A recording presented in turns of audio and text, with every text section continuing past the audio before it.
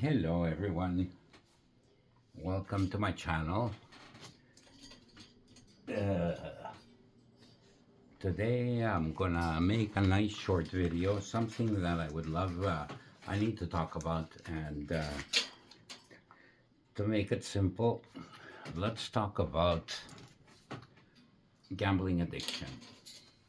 A very serious matter and deep to my heart because I've seen a lot of heartbreak stories of gamblers. You know, I'm running a video channel and you're looking at all kinds of jackpot wins or all kinds of wins.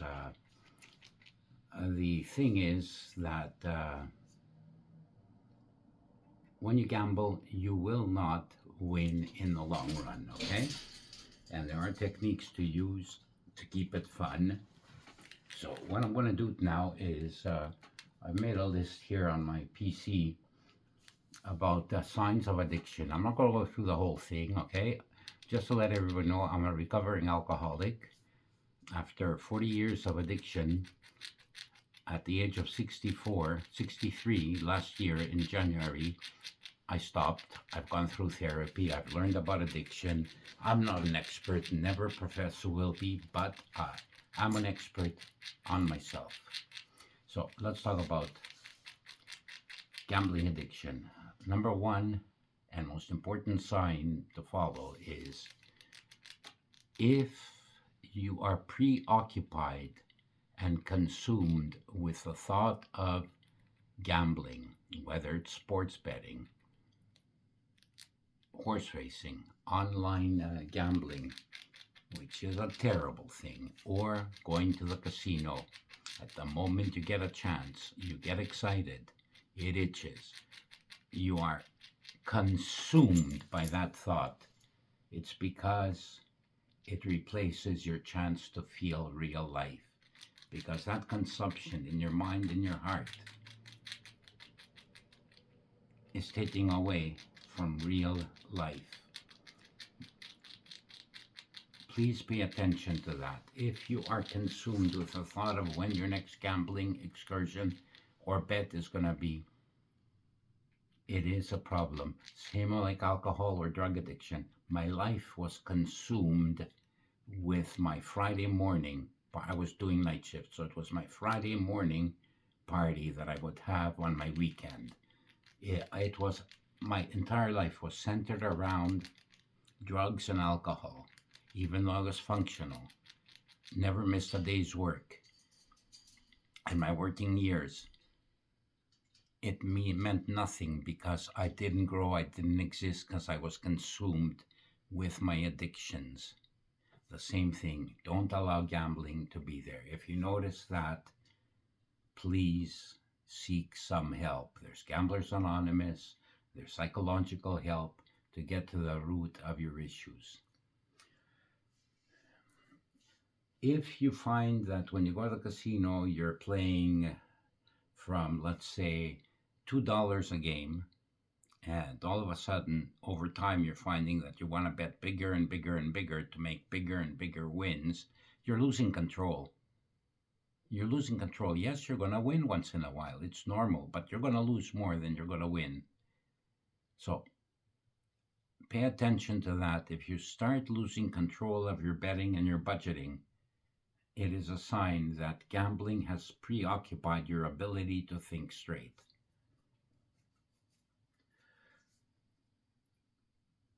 Do you use excuses? Oh, I'm going to gamble because my best friend is in the hospital, had a motorcycle accident, and I just need to get it off my mind. Or I'm having relationship problems with my boyfriend or my girlfriend. I need to go away and get it off my mind at the casino. Well. How does that relate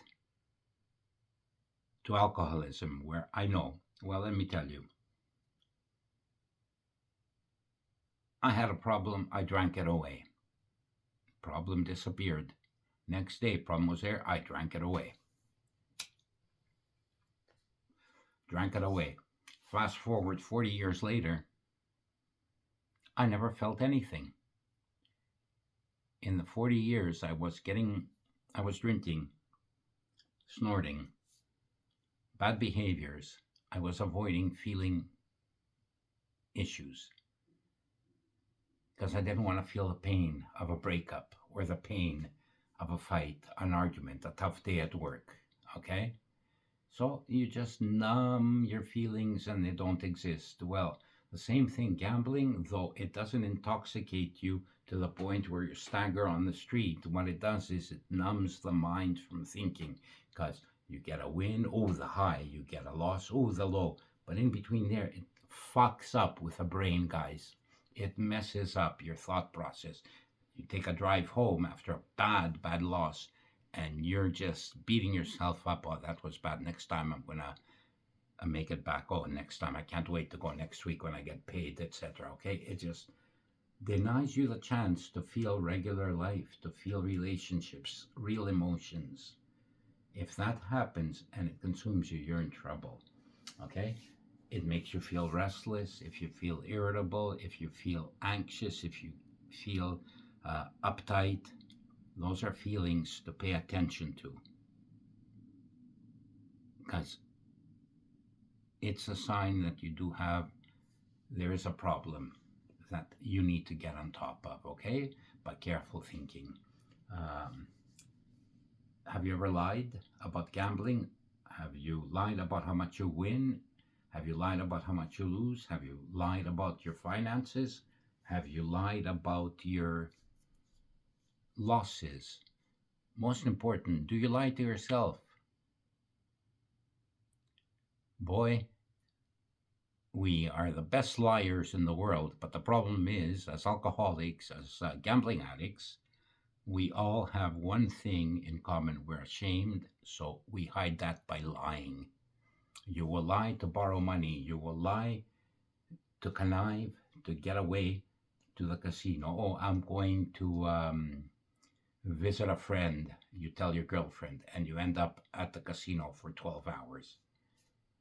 She calls you. Oh, me and Chuck are having a beer at his place, watching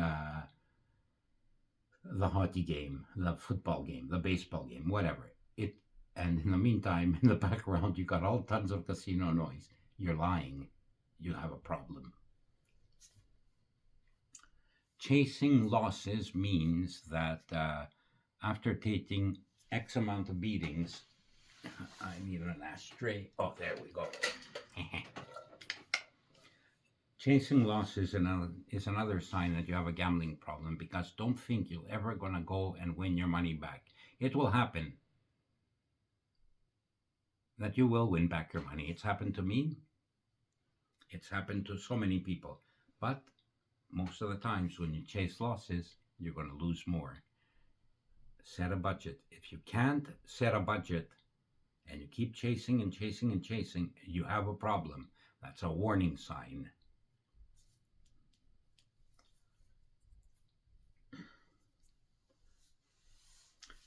If gambling affects you in your social life and your relationships, in other words, you don't like going to parties, family get-togethers, events, etc., because gambling is your number one priority, why? Ask yourself why. Why can't I spend a day at the party, the night at the party with my family? Why can't I spend one day? Is the casino that important for you to go, or is that online gambling more important for you to go? Be careful there, okay? Those are signs you need to address. Asking for loans, pulling schemes. I've seen this, and it's not cool when I see people doing that. You'll ask people to bail you out. Oh, I need money to pay my cell phone. Oh, I need money to pay this. Whether you're an alcoholic, a drug addict, whatever it is, you always find a way to ask for money when you hit partial rock bottom. And as soon as you have that money in the pocket, you get all excited, you're back at the casino. And this is how it works, okay? I don't want to make a long 12-hour video. This is how gambling addiction works. The feeling, the impulse. You got a feeling, you act on impulse. The right way to do things, you feel something, You should first process in the mind, are there going to be consequences if I lose? Why am I doing this? Maybe I should wait till next week when I'm financially better off, or next month, or in 6 weeks, whatever it is. Maybe I should take a step back. Then, by thinking, you will react in a smarter way. Don't feel and act on impulse, because gambling is an impulse. It's called a compulsion. All right?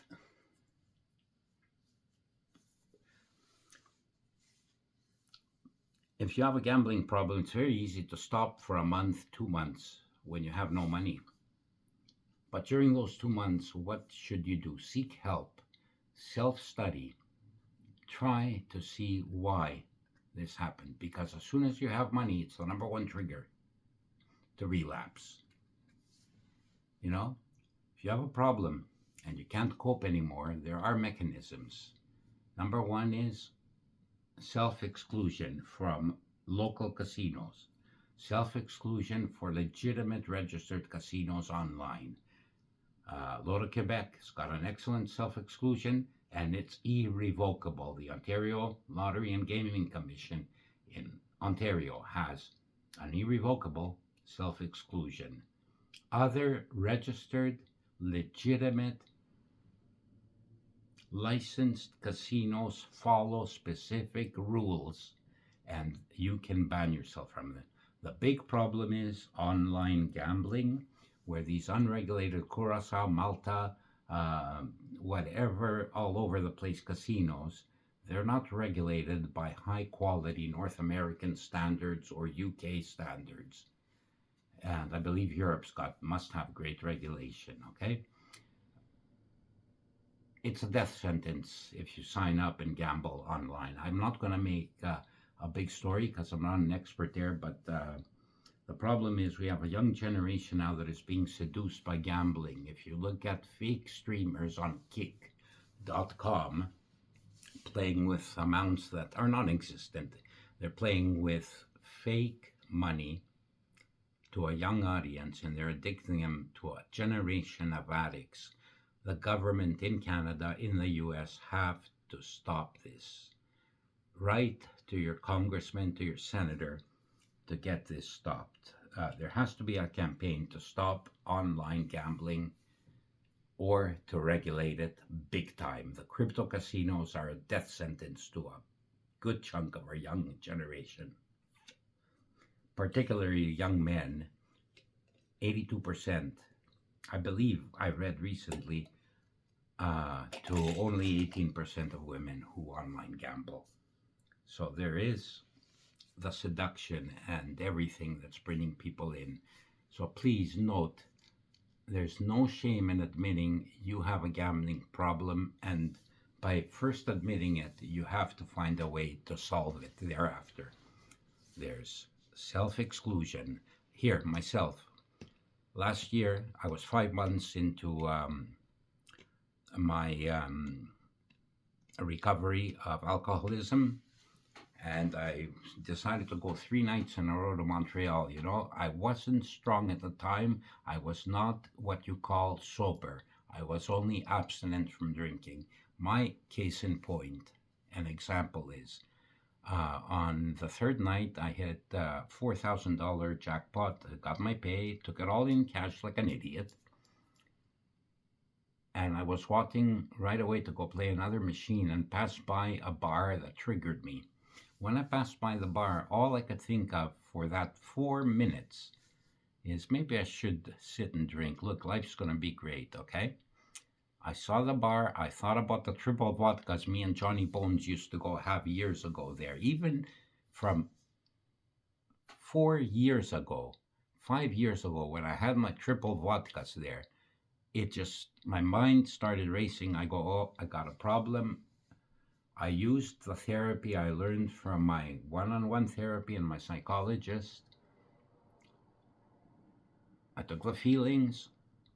I thought about the consequences and the progress I would lose, and then I reacted. I went straight to security. I asked, and I need to go to the administrator office, And over there, I banned myself for 1 year. I'm not able to go until the end of June. And then again, I will probably ban myself again because I don't want to risk my sobriety. And I don't want to risk of getting convenient gambling less than 4 miles away from here. It's a 10-minute drive to the Montreal Casino. I prefer to go to Hard Rock, Ottawa, Casino-Rama, Fallsview, Ontario. I will never go to the Toronto Casino because I don't feel safe over there. Okay, I'll talk about that another time about when we rate casinos. So Montreal, I can't go. Online gambling, I was playing on wins, and then I did a lot of tests. I probably lost about 500 overall on wins no, not even. I would say $300. I was so low rolling. You'll see some videos, but recently I just quit and I banned myself. But you know what the problem is? You can unban the next day. I mean, they'll give you a cooling off period. It's a Curacao licensed casino, so I realized the beauty is I have a fear and a hatred of online unregulated casinos. We'll make another story another day. We'll make a video of that. Okay, so there are resources locally. You have Gamblers Anonymous. You have 1-800 numbers to call to help you with problem gambling. You have psychologists available. You have group meetings available. You have self-reflection to do. If you really don't want to stop gambling, how about taking the first step? Like I said, step back. Told you, take a break. The next time you go to a casino, use techniques. Set a limit of how much you're willing to lose. Take that cash money in your pocket. Set a limit on how much you're going to stop when you win. It's hard to do, but it's okay. Leave your credit cards, your debit cards at home. If the casino is local. If you're on a trip, do yourself a favor. If you have a friend who you can trust and doesn't have a problem, and you realize you have a bit of a gambling problem, or you get impulsive when you're there, give your cards to your friend, your wife, your husband, your sister, your brother.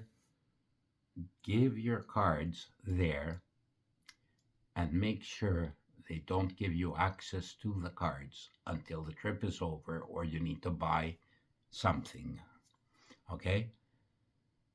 Leave the cards at home. In my case now, every time I will go to Ottawa, I will not bring a debit card. I will not bring bank cards. I will not bring Visa, MasterCards, not whatsoever.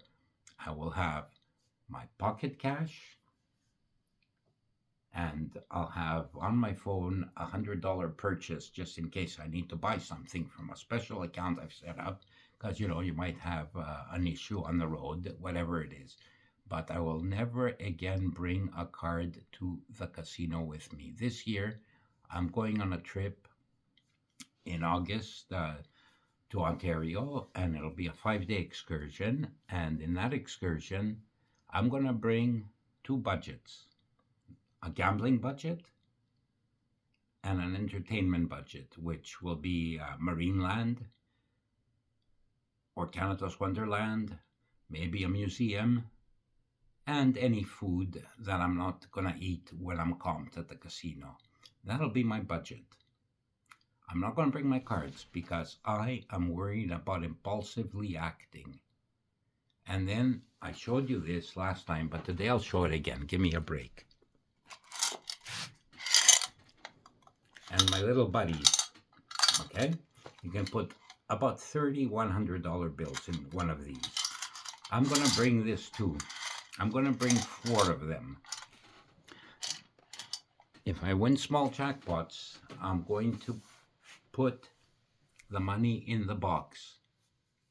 I'm going to leave the key 600 kilometers away. And when I get back, you'll be amazed how much I'm going to have there. So how do I budget? What I'm going to do, and what I suggest you do, is go there with a budget. If you have $500, play no more than $2.50 a bet. Okay? I try to keep my betting to 1% from now on. 2% is fine, which means on a 500 bankroll, you can bet $5. But the other thing is, you need to realize there are high volatility machines that will wipe you out very quickly, or they will take your money very quickly, or give you a crappy jackpot and you're going to have a fast death on, or you're going to make a big win. Then the next thing you want to see is, if you're doing a 4-day trip, let's say you have $1,000. So what are you going to do? Are you going to gamble 24/7? If you're at a resort, that's all you have. No, it's not.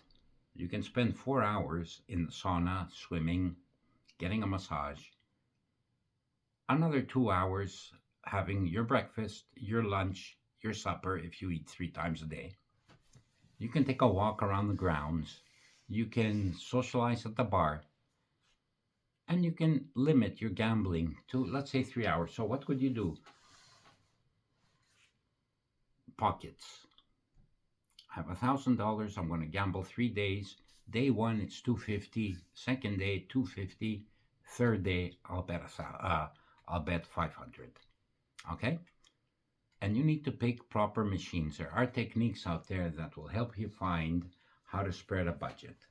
You need to know what your loss limit is going to be, and you need to know what your win limit is going to be. Now, you hit a jackpot, to prevent losing it, ask for a check. Doesn't mean it's going to work, because I've seen people take $20,000, $30,000 checks, and after they're playing in the high limits room, they cash the checks at the casino. Well, no, what you do is you get the check, and right away you take your cell phone, deposit, take a picture of the check. It's in the bank. You can't cash it, because then you know you committed a criminal offense. And if you do, you have a problem. You understand? So be aware. Be gambling aware. If you have lost the fun of gambling, if it consumes you, seek some help. There's no embarrassment, because you are not alone in it. We are not alone in our addictions. There are many who suffer. And why suffer? Because it doesn't allow you to feel other things in life if you beat yourself up. There's help out there. Look for resources on the internet, because if you're watching this on YouTube, you have a phone or you have a computer, all I suggest is you do is help for problem gambling. Just Google that. You'll find local resources. And, nobody wants to stop gambling, but there's going to come a point where you have no choice if you can't control it. But then again, keep it fun. Find a way to control it. It all comes down, like I said, to understanding yourself when you're there. If you notice that you're running and you lose control, because casinos are designed in such a way to keep you playing. The longer you play, the better the chances you're going to lose and you're going to become addicted. If you look at my video I posted earlier today, a $1,400 hit. You know what? I went there with Johnny Bones, and it was a $200 free play Friday. We converted that to $1,400. We got very lucky. That's all it was. You know what? 7 minutes in and out. We didn't stay, because through trial and error, through exhilaration and severe pain, I've learned, and we've learned now, when you win, too bad if you win early. It means you're not going there, you're not going to have fun. Run.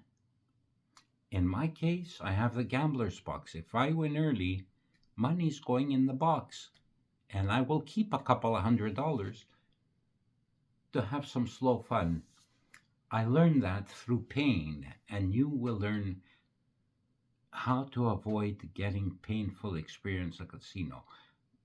Raging emotions. Do you see yourself when you're sitting down, you ignore all your friends around you because you're obsessed with a machine? If that's happening, you're not having fun. You're not having fun. If you're going to be stuck on a machine like with blinkers on, I I don't know. Uh, a friend of mine named Samarios once at the racetrack came. He had a beautiful girl he had just met. Beautiful, elegant lady, and I was attracted to her myself. I go, wow, bravo, Steve. What happened? He sat there, and as soon as he got the program in his hand, he totally, totally ignored her on the first date. He ignored her. A meal came. He was so obsessed with just gambling, he had blinkers on like the horses, and all he was focused on is gambling. His eyebrow went, you could see. He sat there smoking, eating, gets a gin and 7 Up. He doesn't mix them. Straight up, the gin. He was absorbed by the program. If you're absorbed by the slot machine, then there's an issue.